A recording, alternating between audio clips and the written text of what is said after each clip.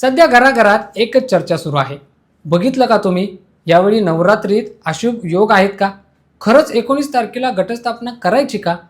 बातम्यांमध्ये तर काहीतरी वेगळंच येते. असे हजार प्रश्न आपल्या डोक्यात फिरत असतात. तुमच्याही मनात हीच शंका असेल तर थांबा. आपण जरा निवांत बसून यावर गप्पा मारूया. मी तुम्हाला अगदी साध्या शब्दात सांगतो की नक्की विषय काय आहे. बघा, कसं असतं ना, टी व्हीवर किंवा व्हॉट्सॲपवर जेव्हा आपण वाचतो की अशुभ योग आहेत, तेव्हा आपली थोडी घाबरगुंडी उडते.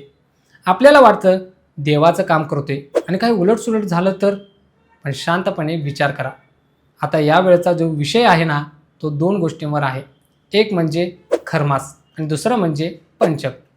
आता हे नाव ऐकायला थोडं जड वाटते, पण सोपं करून सांगतो. खरमास म्हणजे काय? तर जेव्हा सूर्य एका ठराविक राशीत जातो तेव्हा लग्नासारखी मोठी कार्य आपण टाळतो. पण म्हणून देवाची पूजा थांबवायची असते का? मुळीच नाही. उलट या काळात केलेली भक्ती जास्त फळ देते असं आपले जुने लोक सांगायचे. आता राहिला प्रश्न पंचकाचा. 19 तारखेला राजपंचक आहे. नाव ऐकलंत? राज म्हणजे हे पंचक तर उलट चांगलं मानलं जातं. सरकारी कामांसाठी किंवा मालमत्तेसाठी हे शुभ असतं. त्यामुळे मनातून ही भीती काढून टाका की काहीतरी वाईट होईल.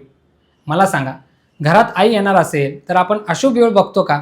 आई तर कधीही आली तरी आपल्याला आनंदच होतो ना. तसंच आपली ही आदिशक्ती आईसारखीच आहे. तिची पूजा करायला कसला आलाय अशुभ काळ? मग आता प्रश्न येतो, घटस्थापना कधी करायची? तर बघा, 19 मार्चला आपला गुढीपाडवा आहे. हिंदू नववर्षाचा पहिला दिवस. यापेक्षा मोठा मुहूर्त तो काय असणार? त्यामुळे मनामध्ये कोणतीही शंका न ठेवता तुम्ही 19 तारखेलाच घटस्थापना करायची आहे. वेळ कोणती शुभ आहे तेही नीट ऐकून घ्या.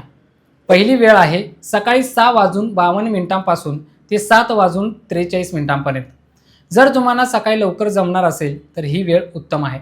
पण समजा घाईगडबडीत सकाळी जमलं नाही तर काळजी करू नका.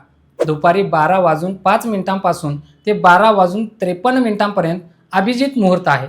हा मुहूर्त सगळ्यात भारी असतो. या वेळेत तुम्ही नक्कीच पूजा करू शकता.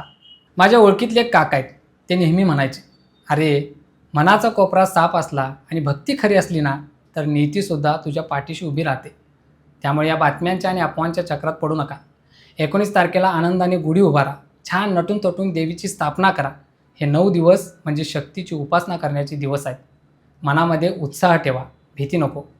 थोडक्यात सांगायचं तर 19 तारखेला नक्की घटस्थापना करा.